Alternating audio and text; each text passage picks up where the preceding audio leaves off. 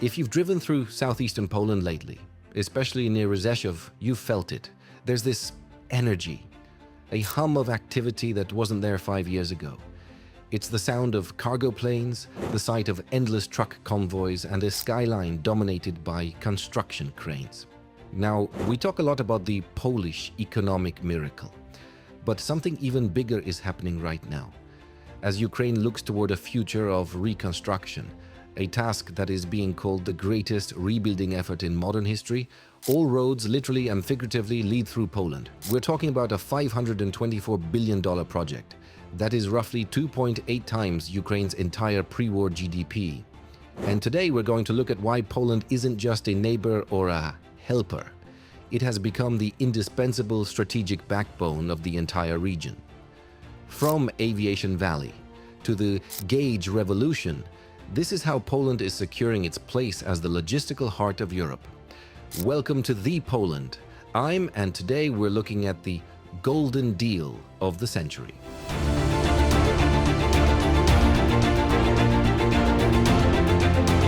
Let's start with a place that used to be a quiet regional stop, Rzeszów-Jasionka.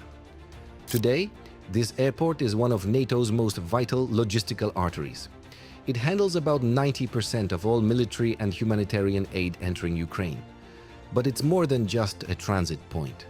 People are starting to call this area the Silicon Valley of aviation. This isn't just marketing hype. The Aviation Valley cluster around Rzeszów is home to over 200 aerospace companies, including giants like Lockheed Martin and Sikorsky. They account for nearly 90% of Poland's total aerospace output. Think about that. While the world sees Jasionka as a hub, the locals see a business boom.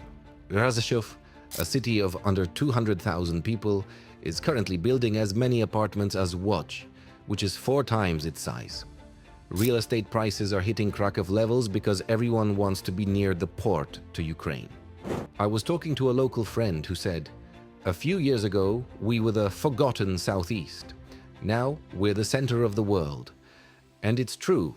The United Nations is even setting up a dedicated office, UNOPS, in Warsaw with a branch in Rzeszów just to manage reconstruction projects. This isn't a temporary military phase. It's a permanent shift in Europe's center of gravity.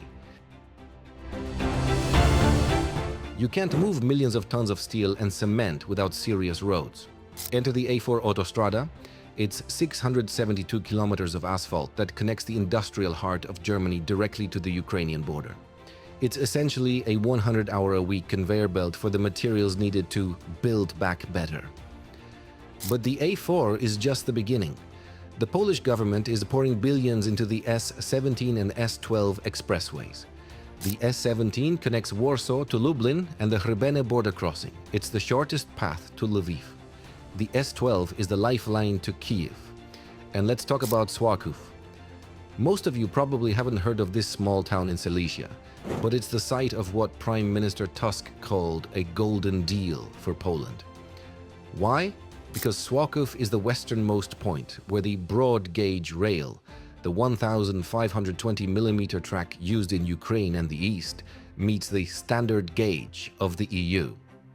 Poland is investing 1 billion euros to double the capacity of this terminal to 500,000 containers a year. This is the dry port. It's where Asia meets Europe, and it's where the massive bulk of reconstruction materials, the millions of tons of aggregates and steel, will be transshipped. Poland isn't just opening the door, they're building a high-tech lobby for the entire world to use. Here's something that the technical reports often miss: the human element. There is a deep cultural synergy happening. Between 2022 and 2024, Ukrainians opened over 100,000 businesses in Poland. In fact, in 2024, more than 70% of all new companies registered by foreigners in Poland were Ukrainian. This isn't just about refugees, it's about a new transnational business class. These entrepreneurs are already contributing 2.7% to Poland's GDP. They are the connective tissue that will make reconstruction work. There's also a powerful historical parallel. Poles know what it means to rebuild from nothing. After World War II, Warsaw was a lunar landscape of ruins, 22 million cubic meters of rubble. But Warsavians didn't wait. Within weeks, they were turning that rubble into new building materials. That Warsaw recommendation on reconstruction has actually been translated into Ukrainian to serve as a manual for cities like Kharkiv. When a Polish engineer stands in a destroyed Ukrainian square, he isn't just a contractor. He's someone whose grandparents did the exact same thing in Warsaw or Roswell. That shared DNA of rebuilding is an advantage no other country has.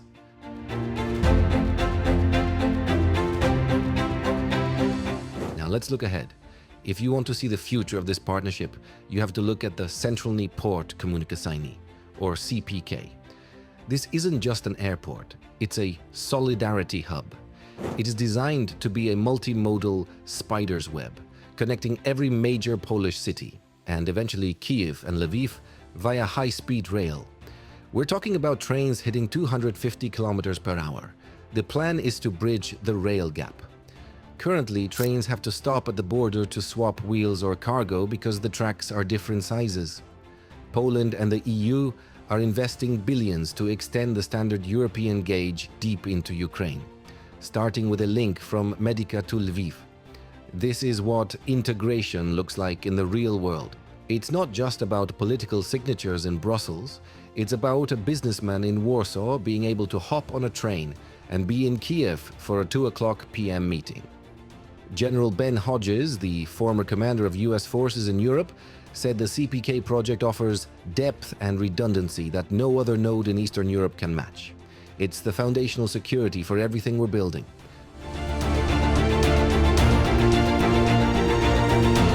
So why does all this matter to you? Because for the next decade, Poland will be the gateway to the largest investment project in Europe since the Marshall Plan. It's a transformation that is turning the forgotten borderlands into the logistical heart of the continent. Whether it's the A4 highway, the Swakov terminal, or the high-tech labs of Aviation Valley, Poland has moved beyond being a transit country. It has become an essential partner in a historical civilizational shift. If you enjoyed this deep dive into what's actually happening on the ground here in Poland, do me a favor. Hit that like button, subscribe to The Poland, and share this video. We're growing fast, and there is so much more to tell about this country's incredible journey. What do you think? Is Poland ready for the logistical challenges ahead? Let me know in the comments below. Thanks for watching, and I'll see you in the next one.